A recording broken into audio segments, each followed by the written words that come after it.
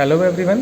In this video we are going to learn the format of the balance sheet, that is a part second और schedule third. तो आपके MCQ में question आ सकता है कि जो फॉर्मेट है बैलेंस शीट कंपनी का वो किसके अंदर है, तो आप बताएंगे पार्ट वन और शेड्यूल थर्ड। अब ये आपका पूरा बैलेंस शीट है। अगर आपको कॉमनली पता हो तो बैलेंस शीट के अंदर दो चीज़ें होती हैं, एक लाइबिलिटीज़ और एक क्या होती हैं आपकी एसेट्स। तो इसमें आपका आता है equity and liabilities and assets. सबसे पहले समझते हैं शेयर होल्डर फंड। देखिए आपको एक चीज़ समझनी है, इस वीडियो में हम पूरी एक्सप्लेनेशन समझेंगे इसके बारे में, इक्विटी एंड लाइबिलिटीज़ के अंदर क्या क्या आता है। तो आप पहले बताएंगे इसमें शेयर होल्डर फंड, जिसे हम इक्विटी भी कहते हैं। हम पहले मेन हेडिंग से याद करेंगे। पहले क्या है, शेयर होल्डर फंड, जिसे हम इक्विटी भी कहते हैं। उसके बाद आता है non current liabilities. Non current liabilities का मतलब ये होता है जो लाइबिलिटीज़ आपकी मोर देन 1 ईयर हों। More than 1 year means long term liabilities. The third is current liabilities. Next क्या है, करंट लाइबिलिटीज़। ये तीन मेन हेड्स हैं जो आपको याद रखने हैं। The first is share holder fund, the second is non current liabilities and third is current liabilities. And what are the other part, that is assets. तो एसेट्स आपकी दो तरह की होती हैं, नॉन करंट एसेट्स और करंट एसेट्स। नॉन करंट में अभी हम समझेंगे इसके बारे में। ये सीक्वेंस आपको इसमें पूरी अच्छी तरीके से याद रखना है। देखिए अब इसमें क्या क्या लिखा हुआ है। सबसे पहले हम बात करते हैं इक्विटी एंड लाइबिलिटीज़। तो इक्विटी, शेयर होल्डर फंड को हम इक्विटी भी कहते हैं, जिसके अंदर शेयर कैपिटल और reserve and surplus, these are the two main components of share holder fund. ये चीज़ें आपकी MCQs में भी काम आएंगी और वैसे भी न्यूमेरिकल्स में बहुत काम आने वाली हैं। अगर मैं बताऊँ तो इन दोनों कहा जाता है टोटल डेप्ट। व्हाट इज़ डेप्ट? डेप्ट का मतलब होता है कर्ज। तो व्हाट इज डेप्ट, जिसे हम कर्ज कहते हैं। टोटल डेप्ट का मतलब है यहाँ पे कि जिसके अंदर दोनों आएंगे, the short term and the long term. ये कैसा है आपका लॉन्ग और ये कैसा है आपका शॉर्ट। तो अगर हम अभी न्यूमेरिकल्स पे आगे आएंगे तो टोटल डेप्ट में से अगर आप लॉन्ग टर्म माइनस करेंगे तो क्या आ जाएगा, शॉर्ट टर्म आ जाएगा। Next part is current, non current assets. तो नॉन करंट एसेट्स में टेंजेबल भी आता है।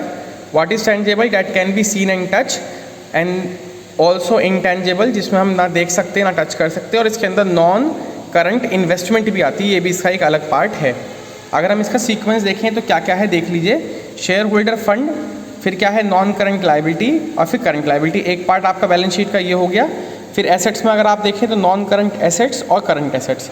आपको पता ही है बैलेंस शीट में अगर मैं छोटा सा क्वेश्चन दूँ कि टोटल एसेट्स जो है आपकी वो 5 लाख रुपीज़ है, तो एक बात समझिए, जब 5 लाख रुपए की टोटल एसेट्स है आपकी, तो उतने की ही क्या होगी आपकी equity and liabilities. That is a understood point कि बैलेंस शीट हमेशा क्या होती है आपकी, इक्वल होती है, जिसमें एसेट्स और लाइबिलिटीज़ इक्वल होते हैं।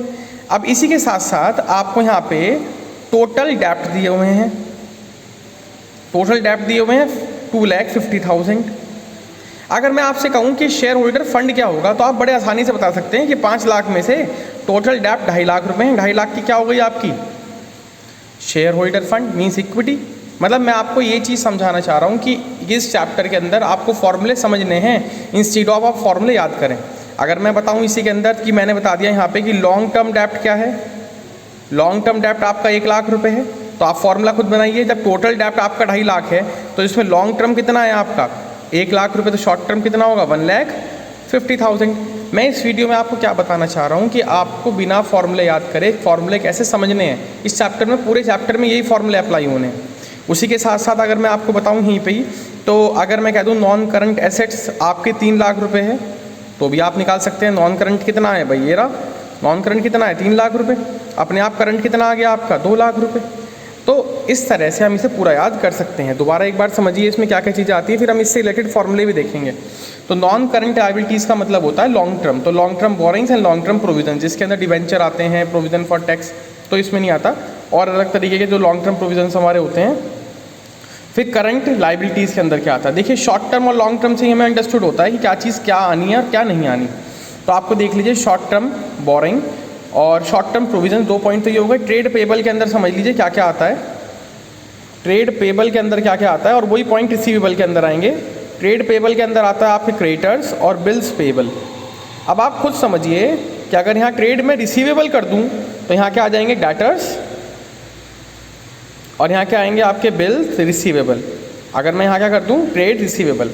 अगर हम बात करें एसेट्स के बारे में, तो नॉन करंट एसेट्स, जिसके अंदर फिक्स एसेट्स आती हैं, टेंजेबल और intangible both, non current investment and long term loan and advance. ये बड़ा इंपॉर्टेंट पॉइंट है। आपसे 1 नंबर के MCQ में ये तक पूछ सकता है कि लॉन्ग टर्म लोन क्या है और एडवांस क्या है। इसका मतलब क्या है, मैंने किसी से पैसा ले रखा है, that is my long term loan, और मैंने किसी को पैसा दे रखा है, that is my long term loan and advance. तो अगर वर्ड आ जाए एडवांस तो दीज आर द एसेट्स। फिर आपका आता है यहाँ पे करंट एसेट्स के बारे में। किसके साथ आता है आपका करंट एसेट्स के बारे में। तो करंट एसेट्स में क्या आता है, देखो करंट इन्वेस्टमेंट। देखिए अगर करंट इन्वेस्टमेंट है these are the current assets, और नॉन करंट आ जाए तो क्या हो जाएगी, फिक्स्ड, मतलब एक तरह से उसी का पार्ट है। इन्वेंट्रीज के अंदर अभी मैंने लास्ट वीडियो में बताया था क्या चीज़ नहीं आती है आपकी, लूज टूल्स इसके अंदर नहीं आते। Trade receivable, cash and cash equivalent के अंदर क्या क्या आता है वो देख लीजिए एक बार। Cash in hand, cash at bank और मार्केटेबल सिक्योरिटीज़। ये बड़ा इंपॉर्टेंट पॉइंट है, अभी तक आपने सुना भी नहीं होगा। मार्केटेबल सिक्योरिटीज़ किसके अंदर आती हैं आपकी, कैश एंड कैश इक्विवेलेंट के अंदर। Short term loan and advance and other current assets. And what are the other current assets, इसमें आपका प्रीपेड, एक्रूड, ये सारी चीज़ें आपकी आती हैं। इस वीडियो में हमने क्या समझा, we learn the format of part 1 schedule 3 of the company, जिसके अंदर हमने इक्विटी एंड लाइबिलिटीज़, और इस तरह से हम कुछ भी कर सकते हैं। बात को समझिए, टोटल एसेट्स जो होगी वो इसके बराबर भी होगी और इसके बराबर भी होगी। इसी तरीके से आप सब कुछ समझेंगे।